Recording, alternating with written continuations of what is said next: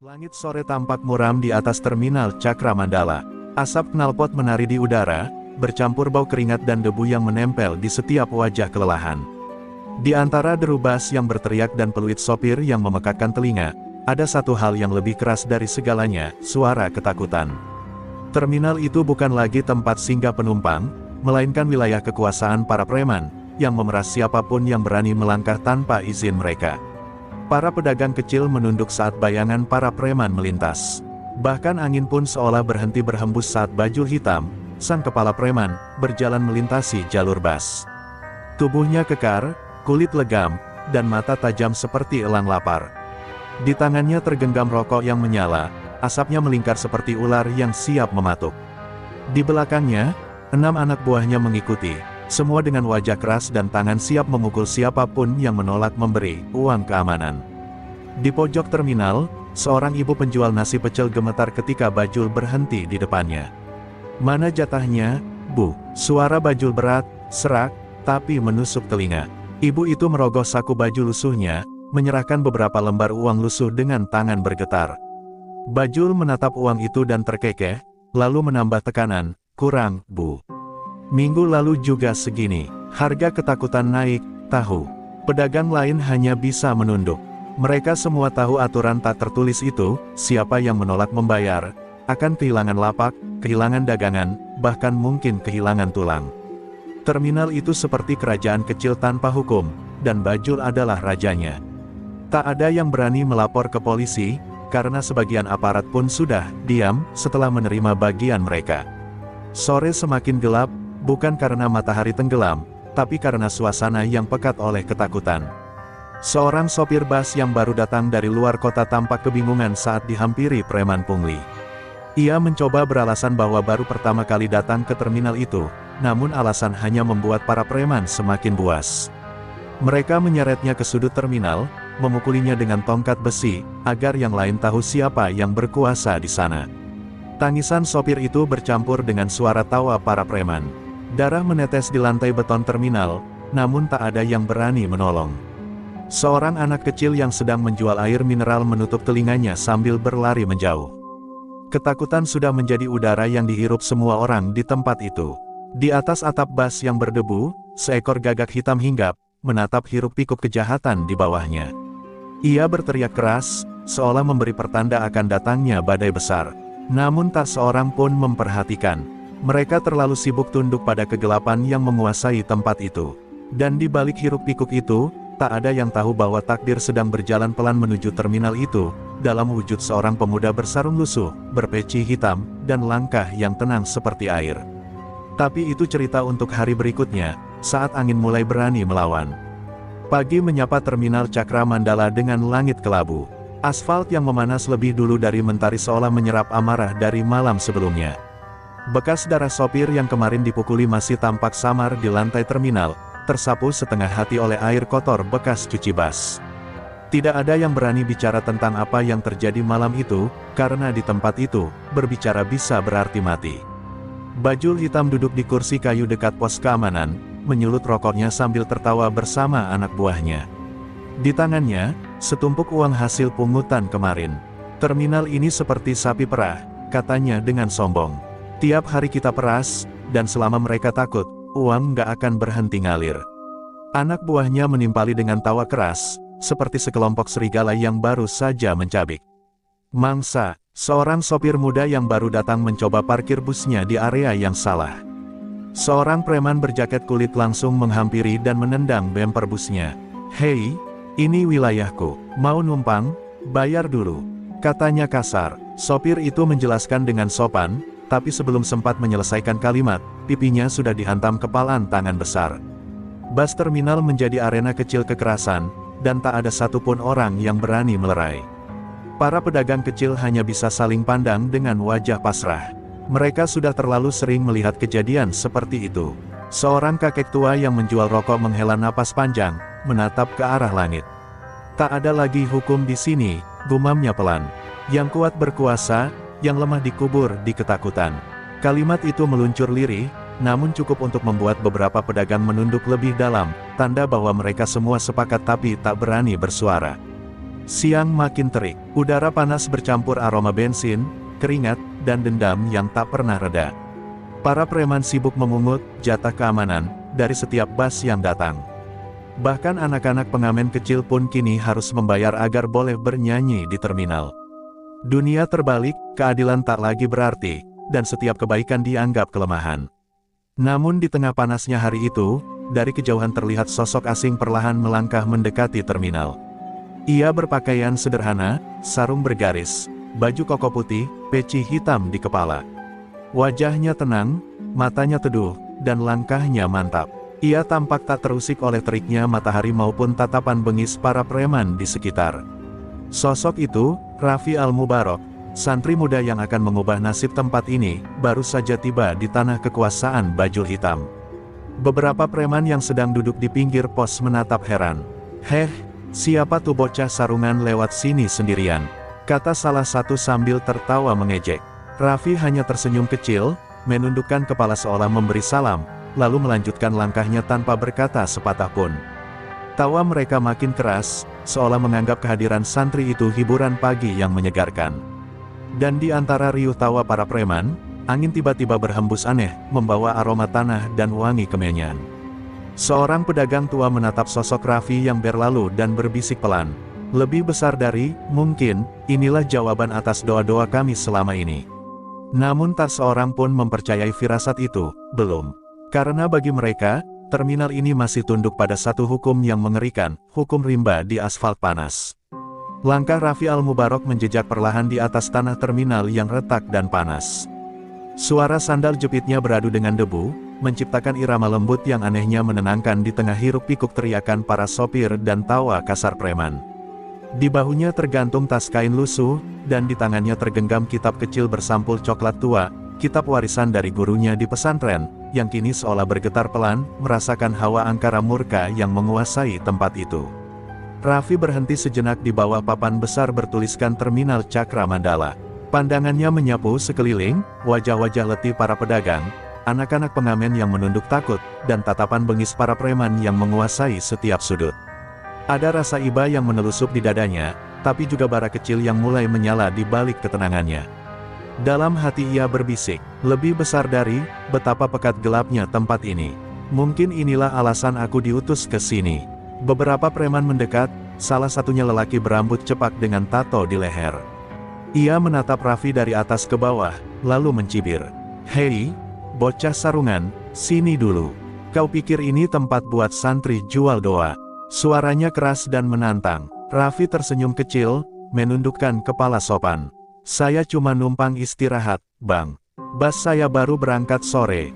"Nanti," jawabnya lembut, namun suaranya tenang seperti air yang mengalir melewati batu. "Bas, hahaha, kalau mau numpang di sini, bayar dulu, dong." Preman itu tertawa diikuti teman-temannya. Salah satu dari mereka menepuk pundak Raffi cukup keras, seolah menguji seberapa jauh santri ini berani melawan. Namun Raffi hanya menatap dengan tatapan teduh, tanpa rasa takut sedikit pun. Di balik senyum halusnya, ada kekuatan tersembunyi yang belum disadari oleh siapapun di sana. Bajul Hitam yang duduk di pos penjaga melihat keributan kecil itu dari jauh. Ia menyeringai, meniup asap rokok ke udara. "Hahaha, lucu juga, ada santri nyasar ke sarang macan," katanya kepada anak buahnya. Ia lalu berdiri, melangkah pelan mendekati kerumunan. Setiap langkahnya menimbulkan aura dingin, dan orang-orang di sekitarnya otomatis menyingkir. Semua mata kini tertuju pada Raffi dan sang penguasa terminal. Saat Bajul berdiri tepat di depan Raffi, suasana mendadak hening. Tak ada suara mesin, tak ada tawa, bahkan burung gagak di atas tiang listrik pun terdiam. "Hei, anak pesantren," kata Bajul dengan suara berat. "Di sini nggak ada tempat buat orang alim sok suci. Terminal ini dunia kami. Jadi, kalau mau selamat, kasih upeti dulu, paham?" Ia mengulurkan tangan kirinya yang penuh cincin logam, menunggu santri itu menyerahkan uang.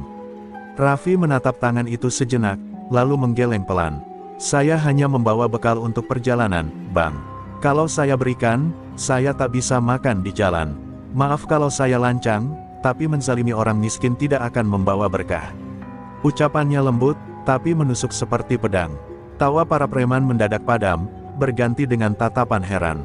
Tak ada yang pernah berbicara seperti itu pada Bajul hitam dan masih berdiri tegak. Bajul menyipitkan mata, lalu menamparkan pelan pipi Raffi, sekadar menunjukkan kekuasaan.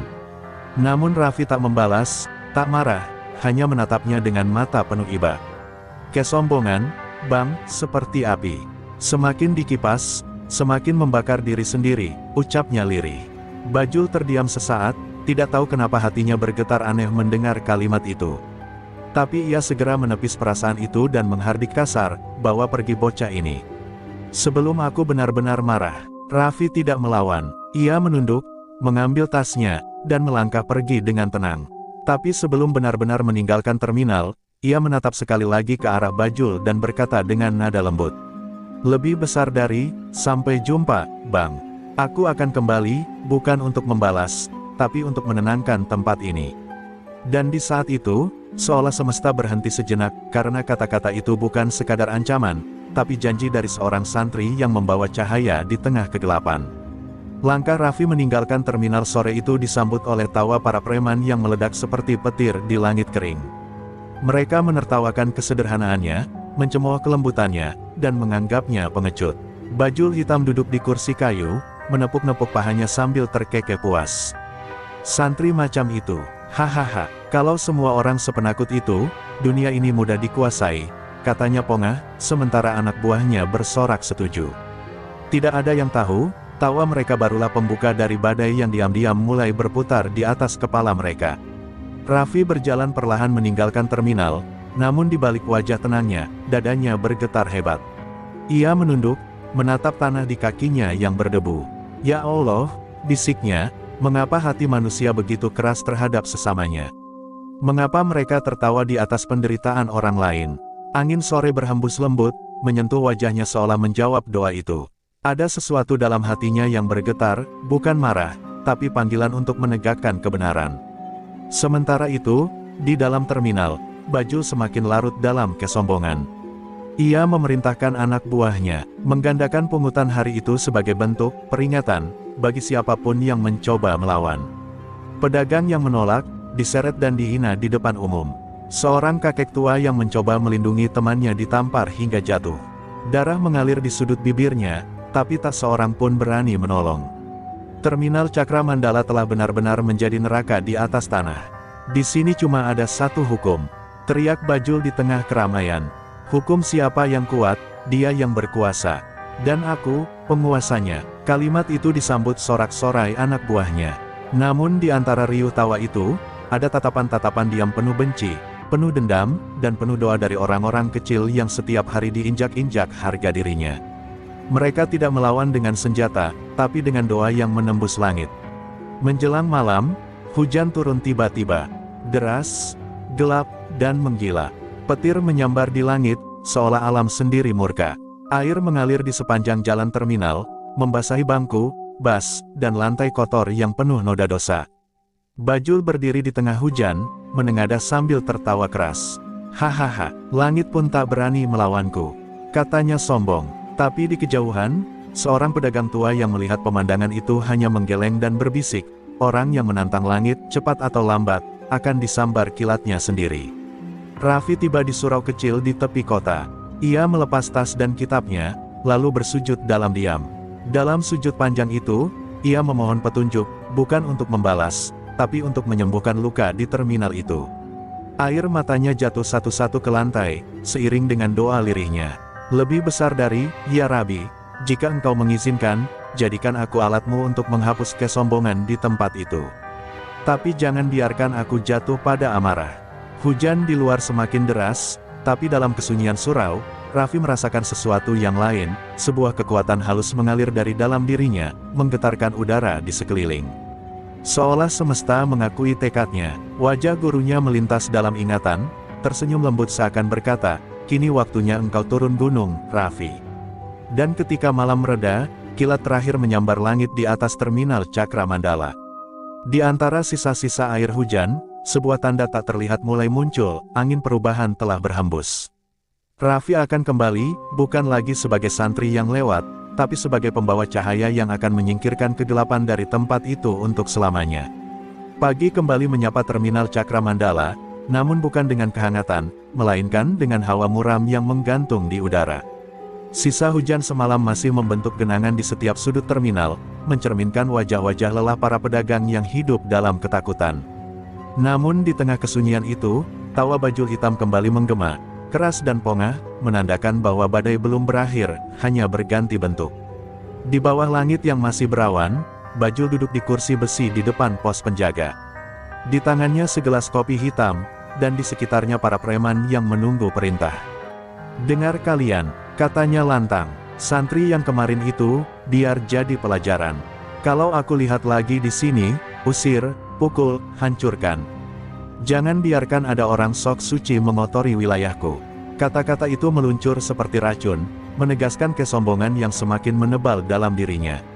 Salah satu anak buahnya, Ucok, memberanikan diri bicara pelan. "Bang," tapi santri itu kayaknya bukan orang biasa. Tatapannya, "Bang, saya ngerasa aneh." Kayak belum sempat ia menyelesaikan kalimat, Bajul langsung melempar gelas kopinya, pecah di kaki Ucok. "Diam, jangan bicara omong kosong. Kau takut sama bocah bersarung itu.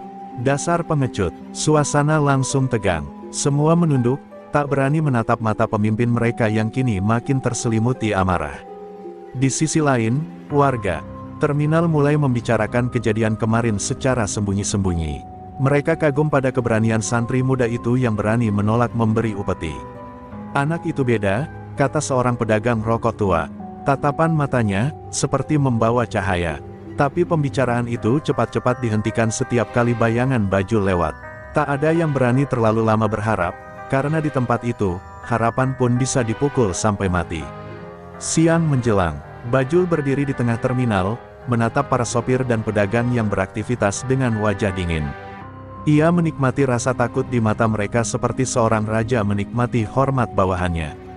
Ia merasa dirinya tak terkalahkan, seolah langit pun tunduk pada kehendaknya. Namun di balik keangkuhannya, tak ia sadari, seekor gagak hitam yang sama seperti kemarin, berputar di atas kepalanya. Suara parau burung itu menggema, nyaring, seperti pertanda akan datangnya sesuatu yang besar. Sore hari, Bajul duduk sendirian di bangku panjang, menatap langit yang perlahan berubah jingga. Di dadanya masih terpatri wajah santri kemarin. Tatapan mata itu, lembut tapi tajam, entah kenapa membuat hatinya gelisah. Ia meneguk minuman keras untuk mengusir perasaan aneh itu, tapi bukannya hilang, justru semakin kuat. "Kenapa aku mikirin bocah itu?" gumamnya. Dia cuma anak sarungan tak berguna. Tapi dalam diam, ia tahu, ada sesuatu dalam diri santri itu yang membuatnya gentar tanpa sebab. Malam menjelang, dan Bajul bermimpi aneh. Dalam tidurnya yang gelisah, ia melihat terminalnya terbakar, para preman lari ketakutan, dan di tengah api berdiri sosok bersarung putih, wajahnya samar, tapi suaranya menggema. "Lebih besar dari, kesombonganmu akan membakar dirimu sendiri, Bajul Hitam." Ia terbangun dengan keringat dingin, dadanya berdebar. Namun ia segera mengumpat, mencoba menepis mimpi itu. "Hanya mimpi, katanya gusar, sambil menyalakan rokok dengan tangan bergetar. Namun jauh di ujung kota, di dalam surau kecil yang diterangi cahaya lampu minyak, Raffi masih bersujud panjang. Doanya lirih, namun mengguncang langit. Di sekitar surau, angin berputar pelan seperti pusaran air, menandakan sesuatu yang sedang bangkit. Dan malam itu, untuk pertama kalinya, nama Bajul Hitam terucap dalam doa seorang santri, bukan untuk dikutuk, tapi untuk disadarkan. Pagi itu, udara terasa berbeda. Embun di daun-daun terminal seperti lebih berat, seolah membawa pesan dari langit. Para pedagang datang lebih awal, namun tidak lagi bersuara keras. Semua berjalan dengan hati-hati, seakan alam pun menuntut mereka untuk diam. Bajul Hitam belum tampak, tapi kabarnya ia mengamuk semalam karena mimpi buruk yang membuatnya berteriak hingga subuh. Anak buahnya hanya bisa diam, takut mendekat. Terminal Cakra Mandala terasa aneh, sunyi, tapi penuh tekanan yang tak terlihat. Di tempat lain, jauh dari keramaian, Raffi Al-Mubarok duduk bersila di surau kecilnya. Sinar matahari pagi menembus jendela bambu, mengenai wajahnya yang tenang. Di depannya terhampar kitab tua dan segelas air putih. Ia memejamkan mata, menarik napas dalam-dalam. "Guru," bisiknya lirih, "bimbing aku dalam langkah ini. Aku tidak datang untuk perang, tapi untuk menegakkan cahayamu." Dalam diam, suaranya seolah menyatu dengan angin yang berhembus lembut di sekitar surau. Dari luar, beberapa santri lain datang menghampiri. Mereka adalah sahabat-sahabat Raffi dari perguruan silat Nurul Jihad, para pemuda tangguh yang menguasai ilmu bela diri sekaligus ilmu zikir. "Kang Raffi," ujar salah satunya, "kami sudah dengar apa yang terjadi di terminal. Jika engkau izinkan, kami akan turun bersamamu." Raffi membuka matanya perlahan, tersenyum tenang. "Bukan untuk balas dendam," katanya lembut. "Kita hanya datang untuk menegakkan keadilan. Bila mereka menyerang, kita pertahankan. Bila mereka sadar, kita maafkan." Sementara itu, di terminal, Bajul duduk termenung di dalam pos penjaga. Matanya sayu karena kurang tidur, namun gengsinya membuat ia berpura-pura kuat. "Aku nggak takut sama siapapun," gumamnya berulang kali, tapi setiap kali ia mengucapkannya, dadanya terasa sesak. Mimpi semalam masih jelas di kepalanya, api, suara lantang, dan sosok bersarung putih. Ia mengguncang kepala keras-keras, mencoba menepis bayangan itu. Namun di dasar hatinya, ia mulai merasakan ketakutan yang belum pernah ia kenal sebelumnya. Sore menjelang, dan langit tampak ganjil. Awan hitam menggantung rendah, tapi angin berhembus tenang. Seolah badai besar sedang menunggu aba-aba untuk turun. Seorang pedagang tua yang duduk di tepi terminal menatap langit, lalu berbisik, "Ada yang akan terjadi, aku bisa rasakan." Anak-anak kecil berhenti bermain, para sopir menatap ke arah gerbang terminal. Di kejauhan, siluet beberapa orang berpakaian putih mulai tampak. Raffi dan para santrinya sedang berjalan mendekat. Langkah mereka pelan, tapi mantap. Tidak membawa senjata, hanya tongkat kayu dan tas kecil berisi kitab. Tapi dari setiap langkah, terasa getaran yang menenangkan, sekaligus mengguncang hati siapapun yang melihatnya. Orang-orang di terminal mulai berbisik, sebagian kagum, sebagian takut. "Itu dia, santri kemarin," kata salah satu sopir dengan nada tak percaya. "Tapi kenapa dia kembali, dan tidak sendiri?" Bajul keluar dari posnya, wajahnya kaku. Tatapannya tajam, tapi dalam hatinya, ada sesuatu yang bergetar. Ia melihat Raffi berjalan mendekat dengan senyum tenang, tanpa rasa gentar sedikitpun. Dunia seakan melambat, suara mesin bas, teriakan sopir, bahkan desiran angin, semuanya hilang. Yang tersisa hanya dua sosok, Bajul, sang penguasa terminal, dan Raffi, sang pembawa cahaya. Dan saat Raffi berhenti di tengah lapangan terminal, ia menatap Bajul dengan tatapan lembut yang menusuk hingga ke jantung. "Assalamualaikum, Bang," katanya perlahan, suaranya dalam dan tenang. "Aku datang bukan untuk melawan, tapi untuk menenangkan badai yang kau ciptakan sendiri." Kata-kata itu meluncur pelan, tapi bergema di seluruh terminal, menandai awal dari benturan dua dunia, kesombongan dan ketulusan. Langit sore di atas terminal Cakra Mandala tampak menegang. Awan hitam bergulung, seakan menahan napas, menunggu sesuatu yang besar akan terjadi. Raffi berdiri tegak di tengah lapangan terminal, matanya menatap lurus ke arah Bajul hitam yang kini berdiri di seberang, penuh kesombongan. Sekilas, tatapan mereka bertemu, dua kekuatan yang bertolak belakang, satu dipenuhi amarah, satu dipenuhi kedamaian. Angin berhembus pelan, membawa aroma tanah basah dan gema azan yang samar dari kejauhan. Bajul menatap santri muda itu dengan senyum miring. "Kau datang lagi, bocah sarungan. Tak cukup kemarin kau kubuat malu," katanya dengan nada menghina. Anak buahnya tertawa keras, tapi tawa itu cepat mereda saat Raffi menjawab dengan suara tenang namun menggema, "Aku tak datang membawa malu, Bang. Aku datang membawa doa, dan doa yang tulus, lebih tajam dari senjata manapun." Kalimat itu membuat udara di sekitar seolah bergetar, entah karena keyakinan Raffi, atau karena sesuatu yang jauh lebih besar mulai turun dari langit. Beberapa pedagang menatap dari jauh, berbisik ketakutan. Mereka bisa merasakan hawa aneh di udara, seperti petir yang tertahan di awan. Seorang kakek tua menggenggam tasbihnya erat dan berucap, "Inilah hari yang dijanjikan, yang akan mengguncang neraka kecil di tempat ini." Bajul menatap sekeliling, mulai merasa tidak nyaman, tapi gengsinya menahannya untuk mundur. Ia meludah ke tanah. "Cukup bicara omong kosong, tangkap dia," teriaknya pada anak buahnya. Namun sebelum tangan-tangan kasar itu sempat menyentuh Raffi, angin berputar kencang, debu beterbangan membentuk pusaran kecil, dan dari arah barat terdengar suara langkah kaki berderap cepat. Belasan pemuda berpakaian putih muncul satu persatu dari balik asap terminal, dengan sorban melilit di bahu dan tongkat kayu di tangan. Mata mereka tajam, tapi damai. Mereka semua memberi salam, dan berdiri tegak di belakang Raffi. Terminal yang biasanya penuh teriakan kini berubah menjadi lautan keheningan yang menggetarkan. Bajul melangkah mundur satu langkah tanpa sadar. "Siapa mereka?" bisiknya pada Ucok. Anak buahnya menjawab gugup, "Mereka, para santri dari perguruan Nurul Jihad, Bang. Itu, perguruan silat paling disegani di wilayah timur." Suara Ucok bergetar. Bajul memandang Raffi, matanya menyipit, tapi untuk pertama kalinya, rasa takut merayap di dadanya. Raffi menunduk sejenak, lalu mengangkat tangannya ke langit. "Guru, aku telah memanggil mereka seperti yang engkau ajarkan," bisiknya dalam hati.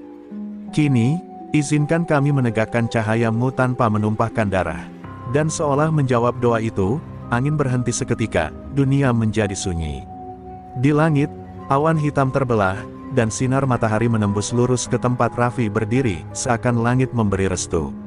Anak-anak santri di belakang Raffi serempak berzikir pelan, suara mereka bergema seperti gelombang yang memantul di udara. Zikir itu lembut, tapi punya kekuatan yang aneh.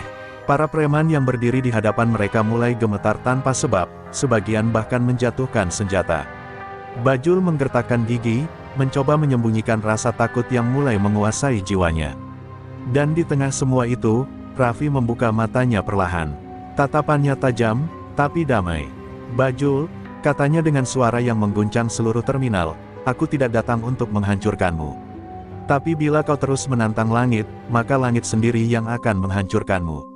Suasana menjadi senyap total. Di detik itu, Terminal Cakramandala bukan lagi sekadar tempat bas dan preman, ia telah berubah menjadi medan antara cahaya dan kegelapan, dan badai sesungguhnya baru saja dimulai. Malam turun dengan cepat di Terminal Cakramandala. Langit tampak pekat tanpa bintang, dan hanya lampu temaram di tiang-tiang tua yang masih berkelap-kelip, seolah berjuang untuk tetap menyala. Sejak sore, kabar tentang kedatangan para santri tersebar ke seluruh sudut terminal. Banyak preman yang diam-diam meninggalkan tempat itu, tapi sebagian tetap bertahan, terutama mereka yang setia pada bajul hitam. Namun entah kenapa, malam itu bahkan mereka pun mulai merasa gelisah. Suara jangkrik berhenti, dan udara terasa berat, seperti ada sesuatu yang mengawasi dari balik kegelapan. Di pos penjagaan, Bajul duduk terpaku menatap gelas kopi yang sudah dingin. Matanya merah, tapi bukan karena marah, karena takut. Ia berusaha menepis bayangan kata-kata Raffi siang tadi, "Bila kau menantang langit, maka langit sendiri yang akan menghancurkanmu." Kalimat itu terus terngiang di telinganya.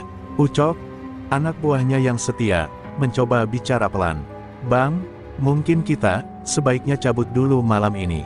Gue nggak enak, Bang." Rasanya kayak ada yang ngawasin dari atap. Tapi Bajul hanya menatap kosong. Ia tidak mau terlihat lemah di depan anak buahnya, meski dalam hatinya, ia tahu, malam ini bukan malam biasa. Sekitar tengah malam, angin berembus kencang dari arah barat. Tirai-tirai warung bergoyang, dan deru angin membawa suara yang aneh, seperti lantunan zikir dari kejauhan. Suara itu semakin lama semakin jelas, berlapis-lapis, seolah datang dari langit. Beberapa preman yang masih berjaga mulai ketakutan. "Bang, denger nggak?" bisik salah satu dari mereka. "Itu suara apaan?" Ucok menggenggam pisau lipatnya, tapi tangannya gemetar. "Suara santri, mereka lagi wirid," katanya dengan nada tegang. Dan benar saja, dari arah surau kecil di bukit dekat terminal, cahaya putih lembut mulai muncul, menyoroti langit yang gelap. Raffi dan para santri duduk bersila dalam lingkaran, mengelilingi obor yang menyala. Zikir mereka menggema dalam ritme yang sakral, mengguncang dimensi batin siapapun yang mendengarnya. Raffi memejamkan mata, membiarkan suaranya menyatu dengan malam. "Ya Allah," bisiknya lirih, "jangan biarkan keangkuhan berkuasa di tempat ini. Lembutkan hati mereka yang tersesat." Di sekelilingnya, angin mulai berputar membentuk pusaran cahaya. Tidak ada kekerasan, tidak ada senjata, hanya gelombang spiritual yang membungkam seluruh kejahatan tanpa darah. Di terminal, efeknya mulai terasa. Satu persatu preman jatuh tersungkur tanpa diserang. Ada yang menangis, ada yang berteriak ketakutan melihat bayangan-bayangan hitam keluar dari tubuh mereka. Beberapa bahkan berlari tanpa arah, meninggalkan uang dan barang curian mereka. Ucok terdiam di tempat, tubuhnya menggigil. Ia melihat sesuatu di langit, bayangan besar berbentuk tangan putih, seolah hendak menepuk tanah terminal. Ia berteriak memanggil Bajul, tapi suaranya lenyap tertelan angin. Bajul, yang masih duduk di pos, tiba-tiba melihat pantulan dirinya di kaca jendela, namun bukan dirinya yang biasa. Dalam pantulan itu, matanya hitam pekat, dan bayangan asap keluar dari punggungnya. Ia mundur ketakutan, membanting kursi. "Apa ini? Siapa kau?" teriaknya. Tapi pantulan itu justru tersenyum sinis. Dalam sekejap, kaca pecah sendiri, dan angin berdesir kencang di dalam pos, memadamkan semua lampu. Bajul menjerit, jatuh berlutut, menutupi wajahnya. Dari kejauhan, Raffi membuka mata perlahan. Ia tahu saatnya sudah tiba. "Bang Bajul," katanya dalam hati, "langit telah memperingatkanmu. Jangan biarkan dirimu tenggelam sebelum sempat diselamatkan." Ia berdiri, melangkah pelan turun ke arah terminal, diikuti para santri yang masih berzikir. Setiap langkah mereka menimbulkan getaran lembut di tanah, dan udara menjadi tenang kembali. Saat mereka tiba di depan pos yang hancur, Bajul tampak tersungkur di lantai, tubuhnya gemetar hebat. Ia menatap Raffi yang kini berdiri di hadapannya, sosok bersarung putih dengan wajah teduh, tapi matanya berkilat seperti petir. Aku salah," bisik Bajul dengan suara parau. "Ampuni aku." Air mata jatuh di pipinya untuk pertama kali setelah bertahun-tahun hidup dalam kesombongan. Raffi mendekat, menepuk bahunya lembut, dan berkata lirih, "Tidak ada yang terlambat untuk berubah, Bang. Selama hatimu masih bisa bergetar, langit belum menutup pintu." Malam itu, terminal Cakra Mandala kembali sunyi. Tapi bukan sunyi karena ketakutan, melainkan sunyi yang menenangkan, tanda bahwa badai mulai reda. Cahaya bulan menembus awan, menyinari tempat yang dulu kelam, kini perlahan berubah menjadi ladang kedamaian. Fajar mulai merekah di ufuk timur. Langit perlahan berubah dari kelam menjadi merah keemasan, seolah ikut merayakan lahirnya sebuah permulaan baru. Terminal Cakra Mandala masih diselimuti kabut sisa malam, tapi kini suasananya berbeda. Tidak ada lagi teriakan kasar, tidak ada lagi langkah congkak para preman. Yang terdengar hanya suara burung-burung yang kembali bernyanyi dan doa lembut dari para santri yang masih berjaga di surau. Di tengah lapangan terminal, Bajul duduk bersimpuh dengan pakaian lusuh, wajahnya menunduk, dan air matanya menetes tanpa henti. Raffi berdiri di hadapannya dengan sorban putih yang kini tertiup lembut oleh angin pagi. Ia menatap Bajul tanpa kebencian sedikit pun, hanya rasa iba yang dalam. "Bang Bajul," ujarnya pelan, "semalam bukan aku yang menghukummu.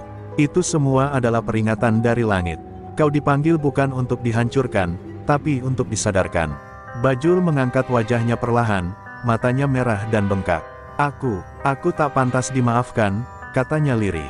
"Terlalu banyak dosa yang sudah kulakukan. Aku sudah lama buta, Kang Raffi, buta oleh kesombongan." Raffi berjongkok di hadapannya, menatap lurus ke mata pria yang dulu ditakuti seantero terminal itu. "Justru karena kau mengakuinya, itulah tanda bahwa hatimu belum mati," kata Raffi lembut. Ia lalu mengambil segenggam air dari kendi di dekatnya dan meneteskan ke tangan Bajul. "Bersucilah, Bang. Air ini bukan sekadar membersihkan tubuhmu, tapi juga dosa yang masih melekat di hatimu." Bajul menatap air itu lama sekali sebelum akhirnya membasuh wajahnya dengan tangan gemetar. Dalam sekejap, tubuhnya bergetar hebat, seolah beban bertahun-tahun terlepas dari pundaknya. Para santri yang menyaksikan dari jauh menundukkan kepala, terharu melihat perubahan yang terjadi di depan mata mereka. Mereka tahu, tidak ada yang lebih besar dari keajaiban tobat yang tulus. Beberapa di antara mereka meneteskan air mata, bukan karena iba, tapi karena takjub melihat kekuasaan Allah bekerja melalui kelembutan hati seorang santri muda. Terminal yang dulu menjadi tempat ketakutan kini berubah menjadi tempat sujud dan zikir. Bajul memandang sekeliling, menatap tempat yang dulu ia kuasai dengan tangan besi. Ia melihat wajah-wajah yang dulu ia tekan kini menatapnya dengan campuran takjub dan haru. Ia berusaha berdiri, tapi lututnya lemah. Raffi membantunya dengan tangan hangat. "Mulai hari ini, jangan tunduk pada dunia, Bang," kata Raffi pelan. "Tunduklah hanya pada yang menciptakanmu." Bajul mengangguk dengan suara serak, "Kang Raffi, izinkan aku belajar. Aku ingin menebus semua yang telah kulakukan." Raffi tersenyum lembut, "Pintu pesantren selalu terbuka bagi siapapun yang ingin belajar, bahkan bagi mereka yang dulu tersesat. Tapi ingat, menebus dosa bukan hanya dengan kata-kata, melainkan dengan perbuatan. Bajul mengangguk penuh kesungguhan. Ia lalu menatap ke arah anak buahnya yang tersisa, berdiri di kejauhan dengan wajah bingung. "Saudara-saudara," serunya dengan suara berat tapi mantap, "mulai hari ini, tak ada lagi Bajul hitam. Yang ada hanya Bajul, manusia yang ingin belajar menjadi lebih baik." Teriakan itu menggema di seluruh terminal. Para sopir, pedagang, dan bahkan anak kecil yang dulu takut padanya kini bertepuk tangan dan menangis haru. Raffi menatap pemandangan itu dengan mata berkaca-kaca. Ia tahu, inilah kemenangan sejati, bukan ketika musuh kalah, tapi ketika hati yang gelap menemukan kembali cahayanya. Dan ketika matahari sepenuhnya muncul di langit, sinarnya jatuh tepat di atas terminal yang kini bersih dari keburukan. Burung-burung beterbangan, dan di antara kabut pagi, suara Raffi terdengar lembut, memimpin doa bersama. Hari itu tercatat sebagai hari di mana seorang preman bertransformasi menjadi murid kehidupan, dan terminal Cakramandala menemukan kedamaiannya kembali. Sudah 3 minggu berlalu sejak pagi itu, saat Bajul bersimpuh di depan Raffi dan memohon ampun. Kini, ia mengenakan sarung dan peci sederhana, bekerja membersihkan halaman pesantren Nurul Jihad setiap subuh. Setiap sapuan-sapunya di tanah seperti menyingkirkan satu demi satu dosa masa lalunya. Santri-santri muda yang dulu takut padanya kini memanggilnya dengan hormat, "Kang Bajul." Tapi setiap kali mendengar panggilan itu, hatinya bergetar, bukan karena bangga, melainkan karena malu atas nama yang dulu ia gunakan untuk menindas orang lain. Raffi sering memperhatikannya dari kejauhan. Ia tahu perjalanan tobat bukan sekadar mengganti pakaian, tapi mengganti hati. Dan di mata Raffi, Bajul sedang berjuang keras untuk itu. Kadang, di sela pekerjaan, Raffi datang menghampiri dan berkata lembut, "Bang, dosa masa lalu tidak bisa kau hapus, tapi kau bisa menulis lembar baru di atasnya." Bajul hanya mengangguk, menunduk dalam-dalam, lalu menatap sapunya yang penuh tanah. "Aku sedang belajar menulisnya, Kang, tapi setiap hurufnya terasa berat." Malam-malam di pesantren menjadi ujian tersendiri baginya. Saat para santri tertidur, Bajul sering duduk sendirian di serambi, menatap langit. Dalam sepi itu, masa lalunya datang kembali, wajah-wajah orang yang pernah ia sakiti, suara teriakan orang yang ia pukuli, dan darah yang menodai tangannya. Ia menutup wajahnya dengan kedua telapak tangan dan berbisik lirih, "Ya Allah, apakah mereka sudah memaafkanku?" Air matanya menetes lagi, seperti tak pernah habis. Suatu malam, Raffi datang menghampirinya tanpa suara. Ia duduk di samping Bajul dan berkata, "Bang, penyesalan itu bukan beban. Ia adalah cahaya yang menunjukkan bahwa hatimu masih hidup." Bajul menatap Raffi dengan mata basah. "Tapi aku takut, Kang, takut kalau aku tak pernah bisa benar-benar berubah." Raffi menepuk bahunya lembut, "Jangan takut pada masa lalu, Bang. Takutlah hanya jika kau berhenti berusaha." Kalimat itu menancap dalam di hati Bajul, lebih dalam daripada pukulan apapun yang pernah ia terima. Keesokan harinya, pesantren didatangi oleh seorang pedagang tua dari terminal. Wajahnya tampak ragu saat melihat Bajul yang sedang menimba air. "Kau, Bajul hitam?" tanyanya dengan suara bergetar. Bajul menatapnya, lalu menunduk. "Dulu iya, Pak, sekarang, hanya Bajul." Pedagang itu menatapnya lama, lalu tiba-tiba menangis. "Kau pernah menghancurkan lapak saya, tapi hari ini, melihat kau seperti ini, saya tak bisa marah lagi." Bajul terdiam, lalu berlutut dan mencium tangan pedagang itu. "Terima kasih, karena kau masih mau memaafkan orang seburuk aku." Kabar tentang pertobatan Bajul menyebar ke seluruh kota. Banyak yang tak percaya, sebagian menertawakan, tapi sebagian lainnya terinspirasi. Beberapa preman dari terminal lain mulai mendatangi pesantren, ingin belajar seperti dia. Raffi melihat perubahan itu dengan hati haru. "Subhanallah," katanya dalam hati, "ternyata satu hati yang tersentuh bisa mengguncang 1000 jiwa." Namun di balik kedamaian itu, awan gelap mulai menggantung di kejauhan. Sebagian bekas anak buah Bajul yang menolak bertobat merasa dikhianati. Mereka membentuk kelompok baru, dipimpin oleh seorang pria bengis bernama Tigor, yang dulu tangan kanannya sendiri. Mereka bersumpah akan membalas Bajul dan menghancurkan pesantren yang dianggap telah mengambil pemimpin mereka. Dan malam itu, ketika azan Isya baru saja usai, seekor burung gagak hinggap di atap surau, menandai datangnya babak baru. Raffi memandang langit, merasakan sesuatu yang tak beres. Badai lama belum sepenuhnya reda, bisiknya pelan. Sementara itu, Bajul berdiri di halaman pesantren, menatap rembulan. Di matanya, tampak ketenangan baru, tapi jauh di balik itu, ia tahu bahwa masa lalunya akan datang menagih harga dari pertobatannya. Malam turun dengan sunyi yang ganjil. Di pesantren Nurul Jihad, para santri telah tertidur, hanya suara jangkrik dan desir angin yang mengisi kesenyapan. Namun di balik kegelapan di luar pagar pesantren, mata-mata penuh dendam sedang mengintai. Tigor, mantan tangan kanan Bajul, berdiri di antara bayangan pepohonan bersama belasan orang bersenjata. Wajahnya keras, penuh luka lama yang belum sembuh. "Kau kira dia bisa berubah begitu saja?" gumamnya dengan suara serak. "Tidak, Bajul harus merasakan apa yang aku rasakan, dikhianati dan ditinggalkan." Dari kejauhan, pesantren tampak damai, diterangi cahaya obor. Tapi bagi Tigor, kedamaian itu seperti api yang membakar amarahnya.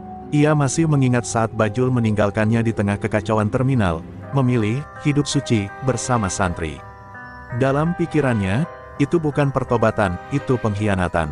"Malam ini, aku akan cabut sarung kesuciannya," kata Tigor sinis, menyalakan sebatang rokok sambil memberi isyarat kepada anak buahnya. Sementara itu, di dalam pesantren, Bajul tengah duduk di serambi surau bersama Raffi. Mereka baru saja selesai berzikir. Udara malam terasa tenang, tapi hati Bajul justru gelisah.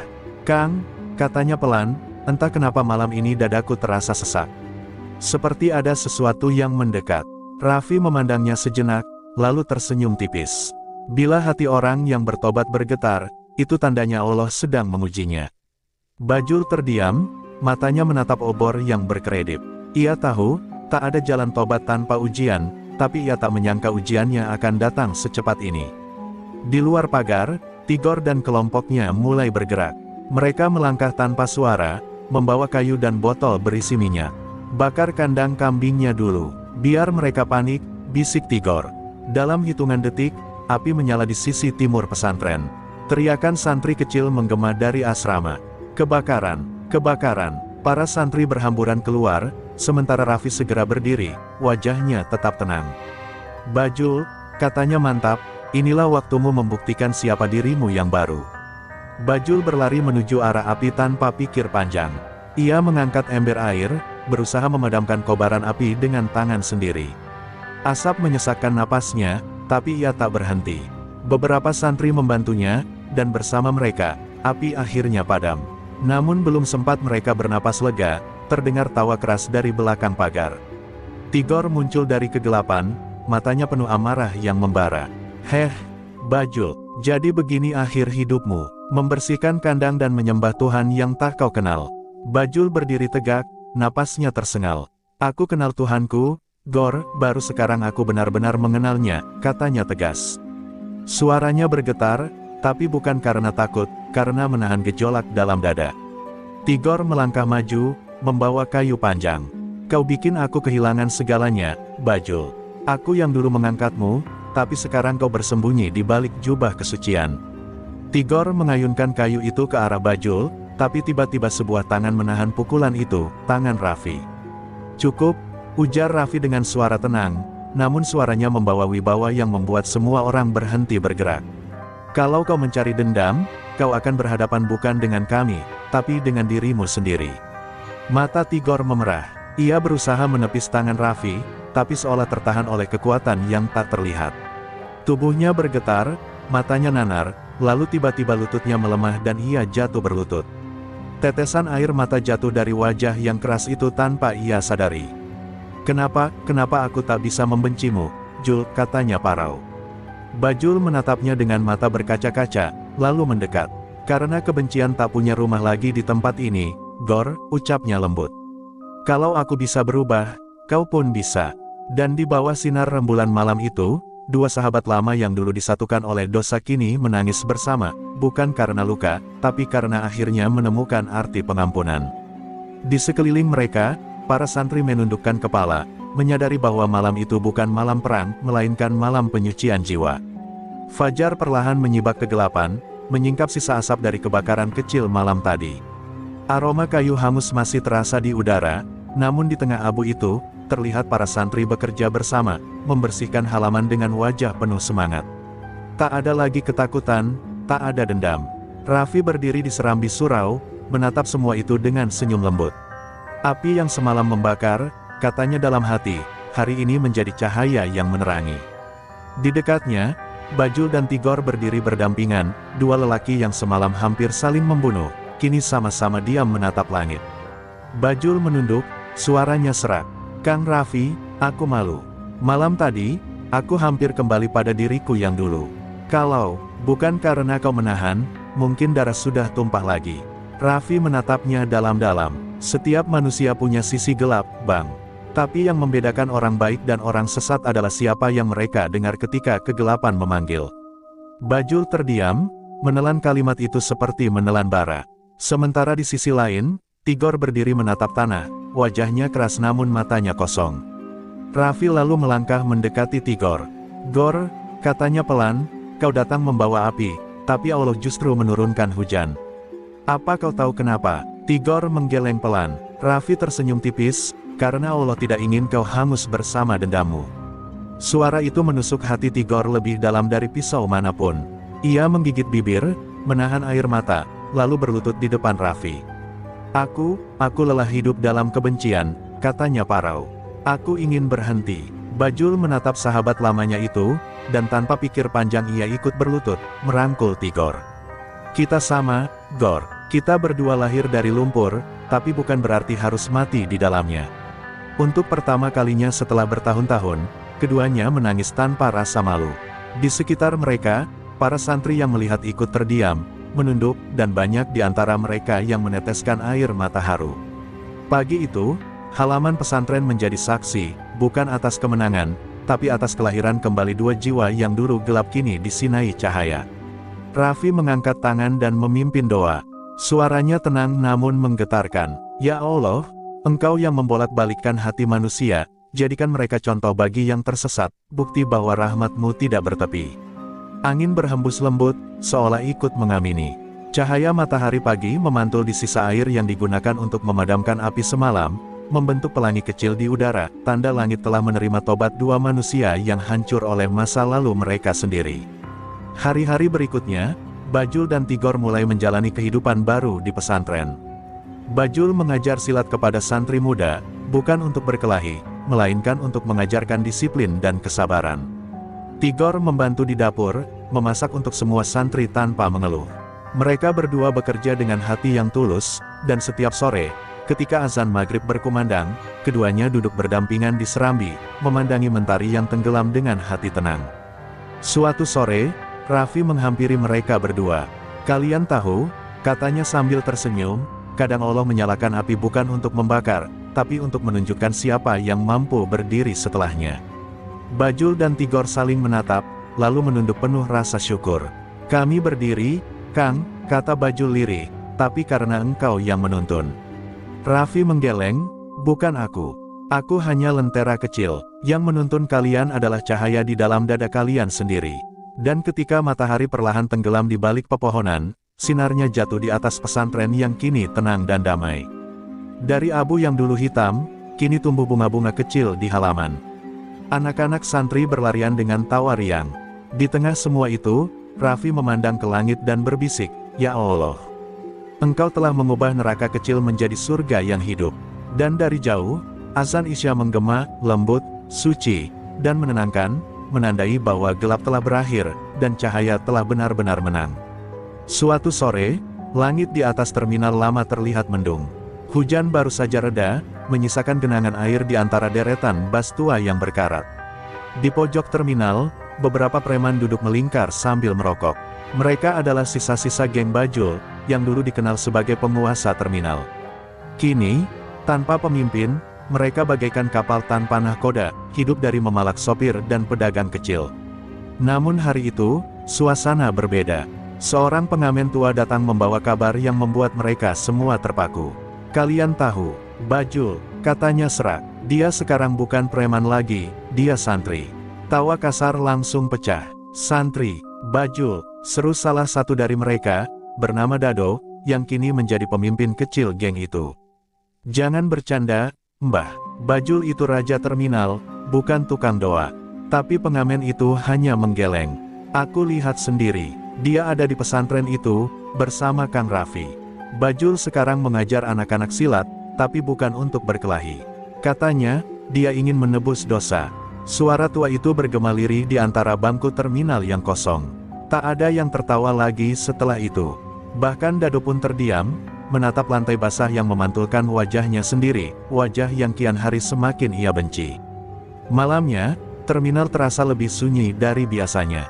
Dado duduk sendirian di bangku kayu, memandangi lampu jalan yang berkedip lemah. Hatinya gelisah. Ia tumbuh bersama Bajul, belajar memalak dari tangannya, bahkan pernah menolongnya saat dikejar polisi. Tapi kini, mendengar Bajul berubah menjadi orang suci, membuat dadanya terasa sesak.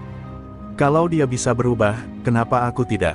Pikirnya lirih, tapi suara lain di kepalanya berbisik, karena kau sudah terlalu jauh, Dado.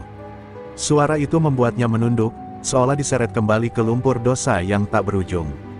Keesokan harinya, seorang sopir datang membawa kabar baru, Bajul dan Tigor sekarang bantu-bantu di pesantren. Katanya terminal jadi sepi dari ribut-ribut sejak mereka pergi. Kalimat itu membuat sebagian preman terdiam, sebagian lagi mulai resah.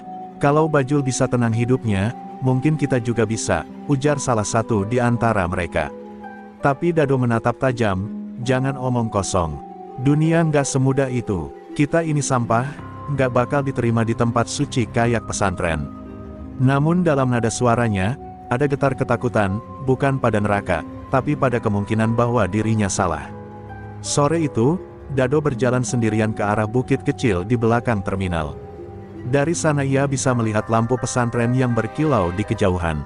Ia berdiri lama, menatap arah itu seperti orang yang kehilangan arah pulang. Angin membawa suara azan maghrib dari jauh, lembut namun menusuk dada. Dado menutup mata, dan untuk pertama kalinya dalam hidupnya, air mata jatuh tanpa ia tahu kenapa. Bajul, apa benar kau bisa tenang di sana? Bisiknya lirih. Kalau iya, ajari aku caranya. Malam itu, Dado bermimpi. Ia melihat dirinya berdiri di tengah api besar, dikejar bayangan wajah-wajah orang yang pernah ia sakiti. Tapi di tengah kobaran itu, muncul sosok Bajul dengan jubah putih, mengulurkan tangan. Pegang, Do, kalau kau masih mau diselamatkan, katanya lembut. Dado mencoba menggapainya, tapi setiap langkahnya terasa berat.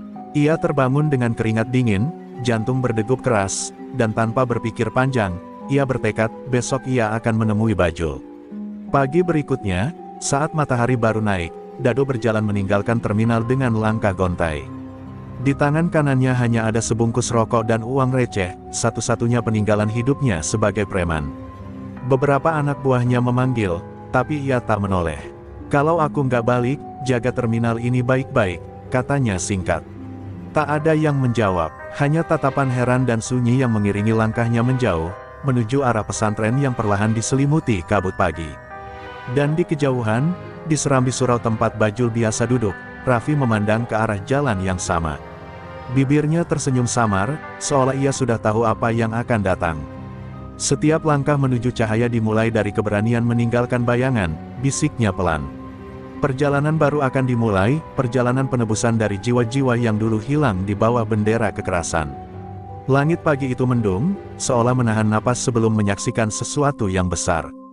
Di jalan tanah, menuju pesantren Nurul Jihad, langkah Dado berat dan ragu. Setiap suara burung dan desir angin seperti menguji keberaniannya. Ia mengenakan jaket kulit lusuh, rambutnya acak-acakan, mata merah karena semalaman tak tidur. Apa yang akan kukatakan nanti? Pikirnya, apa Bajul mau terima orang kayak aku? Namun hatinya terus mendorong langkahnya maju, dorongan kecil dari nurani yang selama ini tertindas oleh kesombongan dan dosa.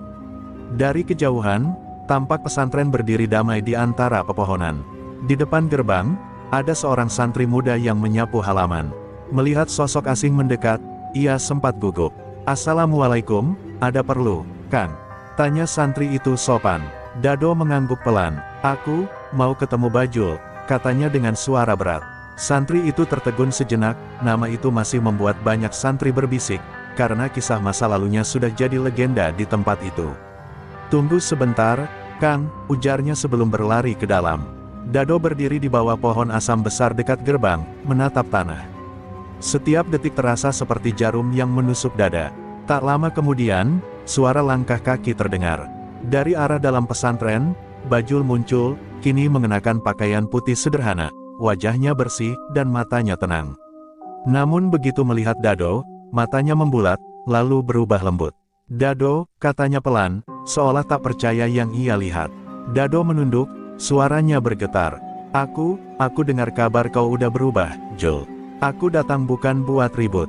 Aku cuma pengen tahu, bener nggak ada tempat buat orang kotor kayak aku di sini." Bajul terdiam lama. Angin berhembus pelan, menggoyangkan daun-daun pohon asam di atas mereka. "Do," katanya akhirnya, "aku juga dulu kotor.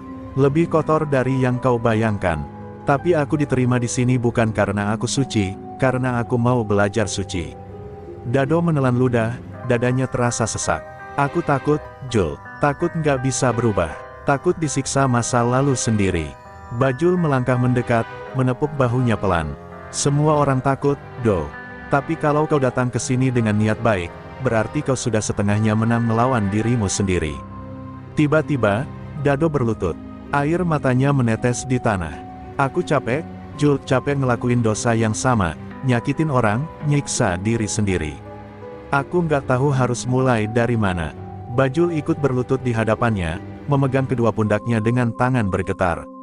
"Mulailah dari mengampuni dirimu sendiri," ucapnya lirih. "Sebab selama kau benci dirimu, setan akan selalu punya tempat di hatimu." Kata-kata itu mengguncang hati Dado lebih kuat dari pukulan manapun yang pernah ia terima di jalanan. Raffi yang sejak tadi mengamati dari jauh perlahan mendekat. Wajahnya teduh, langkahnya mantap.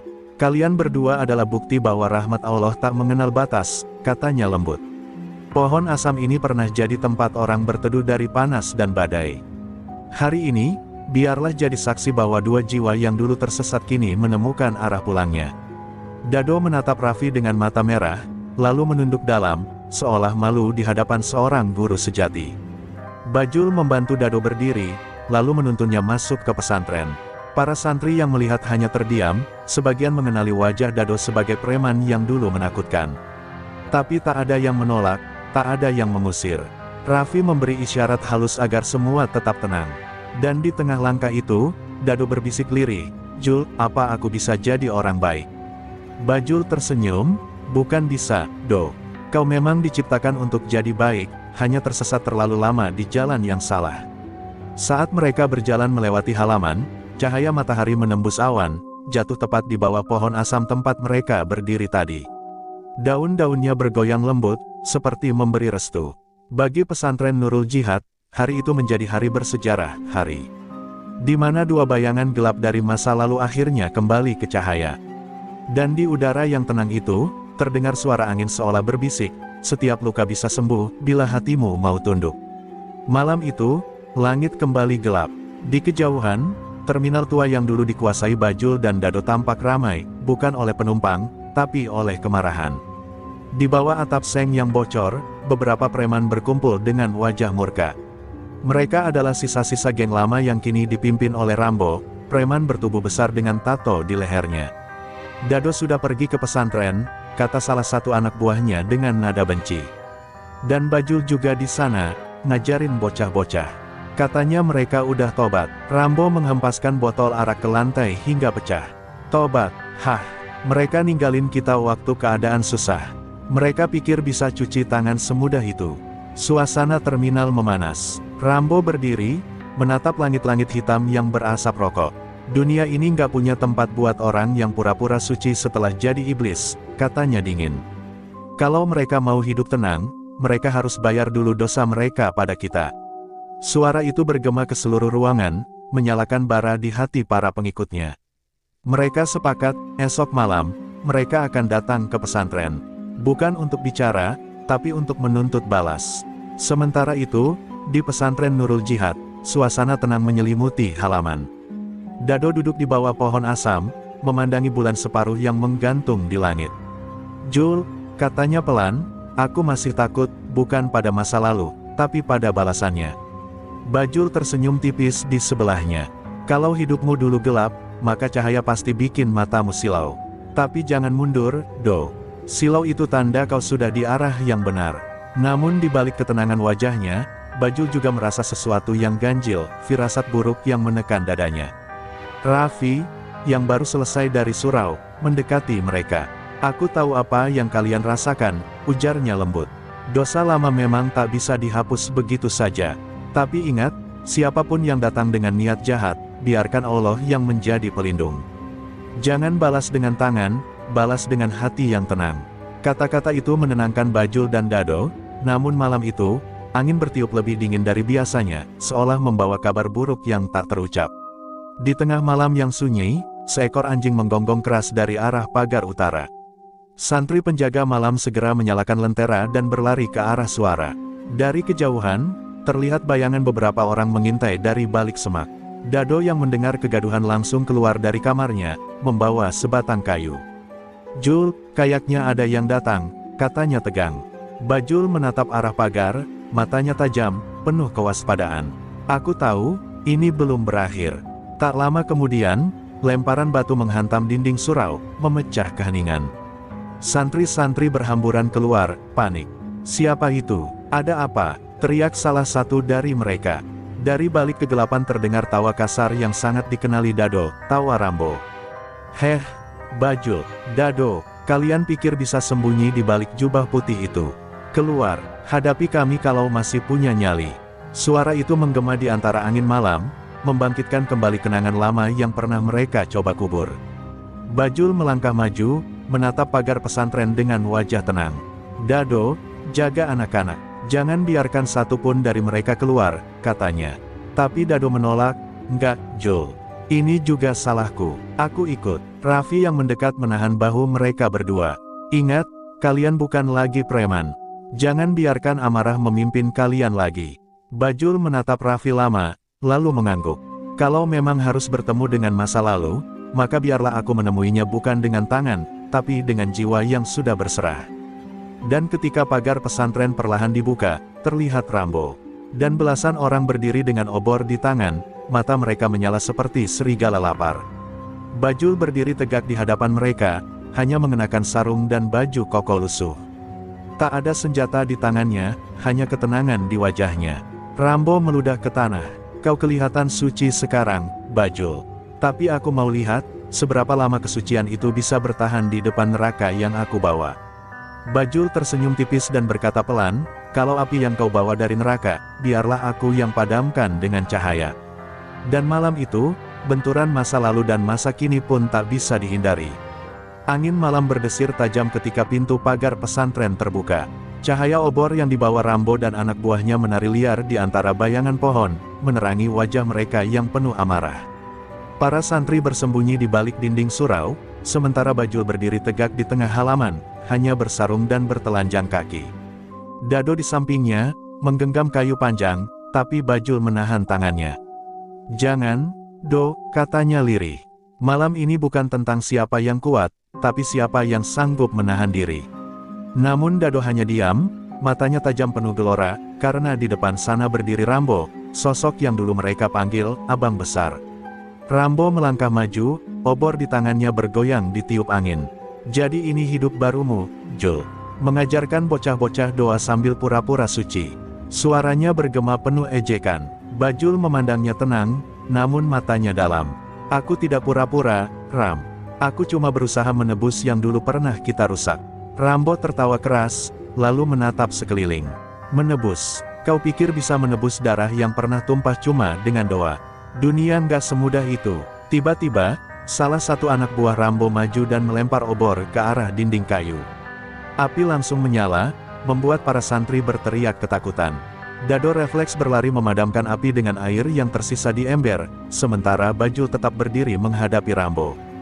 "Kalau yang kau mau adalah aku," katanya tenang, "biarkan anak-anak itu pergi." Tapi Rambo menggeleng dengan senyum sinis. "Kau tahu, Jul, aku nggak mau bunuh kau, aku mau buat kau lihat semuanya terbakar. Biar kau tahu, surga yang kau bangun nggak ada artinya di hadapan neraka yang pernah kita buat bersama." Namun sebelum Rambo sempat mengangkat senjatanya, langkah kaki terdengar dari belakang, suara Raffi. Ia berjalan pelan menuju tengah halaman, diapit cahaya obor yang berkelap-kelip. Wajahnya tenang, tapi suaranya menggema penuh wibawa. "Rambo," katanya mantap, "kau datang bukan karena benci. Kau datang karena kehilangan arah. Semua terdiam. Rambo memandangnya dengan tatapan bingung, seolah kata-kata itu menusuk jauh ke dalam dada. "Diam, Kiai," teriaknya, namun suaranya bergetar. Raffi melangkah lebih dekat. "Kemarahanmu bukan pada Bajul, tapi pada dirimu sendiri yang tak mampu berubah. Kau iri melihat mereka tenang, karena hatimu masih berperang dengan gelapmu sendiri." Rambo menggertakkan gigi, menahan amarah yang kini bercampur dengan rasa sakit. Tangannya gemetar memegang parang, tapi matanya mulai basah. Bajul memandang pemandangan itu dengan dada sesak. Ia tahu betul, di balik semua kekerasan Rambo, ada jiwa yang dulu juga terluka.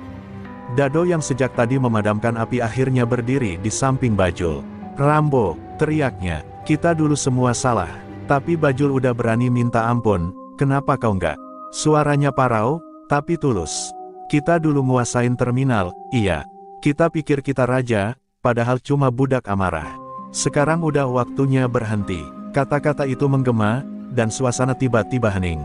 Hanya suara kayu terbakar dan desir angin yang terdengar. Rambo memejamkan mata, tubuhnya bergetar hebat. Dalam hening itu, parang di tangannya perlahan jatuh ke tanah. Api di matanya padam, digantikan oleh tangis tertahan. Ia berlutut di tanah yang lembab, menatap Bajul dan Raffi dengan wajah yang akhirnya runtuh. Aku nggak tahu caranya berhenti," katanya di sela isak. Bajul mendekat, menepuk bahunya dengan lembut. "Kau udah mulai, Ram," ucapnya pelan. "Karena berhenti itu bukan soal waktu, tapi soal keberanian untuk menundukkan kepala." Santri-santri yang semula ketakutan kini mulai keluar dari balik dinding, melihat dengan mata berkaca-kaca. Api di dinding telah padam, digantikan oleh cahaya fajar yang perlahan menyingsing dari timur. Di halaman pesantren itu, 3 mantan preman berlutut dalam diam, bukan karena kalah, tapi karena akhirnya mereka menang melawan diri sendiri. Dan dari balik surau, Raffi menutup matanya sambil berbisik lirih, "Ya Allah, Engkau telah memadamkan api dengan air mata. Inilah kemenangan sejati." Mentari pagi menembus kabut tipis di atas terminal tua itu. Suara burung-burung yang bertengger di atap gedung kosong terdengar lirih, seolah ikut menyambut perubahan yang telah lama dinanti. Terminal yang dulu penuh amarah, kini sepi namun damai. Tak ada lagi suara teriakan preman atau langkah kaki yang menakutkan. Yang ada hanya suara sapu lidi menyentuh lantai dan aroma dupa dari surau kecil di pojok terminal. Di sana, Bajul duduk bersila dengan mata menatap jauh, mengenang perjalanan panjang yang telah ia lalui, dari seorang preman angkuh menjadi seorang penuntun jalan bagi banyak jiwa yang tersesat. Rambo berdiri tak jauh di belakangnya, mengenakan baju koko putih yang baru, meski bekas luka di wajahnya masih jelas terlihat. Ia kini bekerja membantu membersihkan terminal, menggantikan tempat yang dulu ia rusak. Kadang ia berhenti sejenak, menatap papan nama terminal yang kusam dan berbisik, "Dulu tempat ini neraka, sekarang surga kecil." Di sisi lain, Dado sedang mengatur anak-anak muda yang baru bergabung, sebagian mantan preman, sebagian pengamen jalanan. Mereka semua kini belajar mengaji, belajar hidup tanpa kekerasan. Tak ada lagi rasa takut, hanya ada harapan yang tumbuh perlahan, seperti fajar yang menyapu malam. Sore itu, Raffi datang ke terminal dengan langkah tenang. Para santri menyambutnya penuh hormat, namun beliau hanya tersenyum lembut. Ia memandangi wajah Bajul, Dado, dan Rambo satu persatu, 3 mantan penguasa jalanan yang kini berlutut di depan kebenaran. "Kalian tahu," katanya lirih, "perubahan yang paling suci bukanlah dari miskin jadi kaya, tapi dari keras menjadi lembut."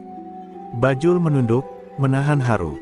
Ia tahu, tanpa bimbingan Raffi, mungkin hatinya takkan pernah mengenal tenang seperti ini. Saat azan maghrib berkumandang, semua aktivitas berhenti. Suara muazin menggema di seluruh terminal, memantul di dinding-dinding tua yang kini disapu cahaya jingga. Para santri dan mantan preman berjejer rapi, bersujud bersama di lantai yang dulu pernah dipenuhi darah dan debu. Tak ada bedanya siapa yang dulu menindas dan siapa yang ditindas, semua kini sama di hadapan Tuhan. Bajul menatap Rambo di sebelahnya, lalu tersenyum kecil. Air mata jatuh di pipinya, tapi bukan karena sedih, melainkan karena rasa syukur yang dalam. Setelah salat, Raffi berdiri di tengah jamaah, suaranya lembut namun menggugah. "Kalian semua adalah bukti," katanya, "bahwa manusia tak akan pernah terlalu jauh dari ampunan, selama ia mau kembali." Kata-kata itu membuat dada setiap orang terasa sesak, termasuk Rambo yang akhirnya menangis tanpa suara. Ia teringat semua masa lalunya, pemalakan, perkelahian, dan dosa yang menumpuk. Tapi kini, di hadapan cahaya senja, semua itu terasa seperti bayangan yang perlahan memudar. Beberapa hari kemudian, terminal lama itu resmi dibuka kembali oleh warga. Namun kali ini bukan sebagai tempat kekacauan, melainkan sebagai terminal harapan, tempat bagi anak jalanan dan mantan preman untuk bekerja dan belajar. Di dinding depan, terpampang tulisan besar hasil buatan para santri. Lebih besar dari, kekuatan sejati bukan pada otot dan amarah, tapi pada hati yang mampu memaafkan. Orang-orang yang lewat sering berhenti sejenak membaca kalimat itu, dan beberapa bahkan menitikkan air mata. Malamnya, Bajul duduk sendirian di bangku kayu, menatap langit penuh bintang. Di tangannya ada tasbih kecil, hadiah dari Raffi sebelum kembali ke pesantren. "Jaga tempat ini," pesan beliau tadi. Bajul tersenyum, mengangguk perlahan. Dari kejauhan, Rambo terlihat sedang mengajari anak-anak kecil silat dasar, sementara Dado mengatur lampu-lampu jalan. Terminal itu kini hidup kembali, bukan oleh kekuasaan, tapi oleh cinta dan doa yang tak pernah padam. Fajar pun datang lagi, kali ini membawa harapan baru. Cahaya pagi menimpa wajah Bajul, Dado, dan Rambo yang berdiri berdampingan di gerbang terminal. Mereka tak lagi preman, tak lagi penguasa bayangan. Mereka kini penjaga kedamaian. Bajul memandang ke langit dan berbisik, "Terima kasih, ya Allah, karena Engkau tak pernah meninggalkan kami, bahkan di saat kami tersesat di jalan paling gelap." Dan dengan itu, kisah mereka pun berakhir, bukan dengan darah dan amarah, tapi dengan ampunan dan cahaya.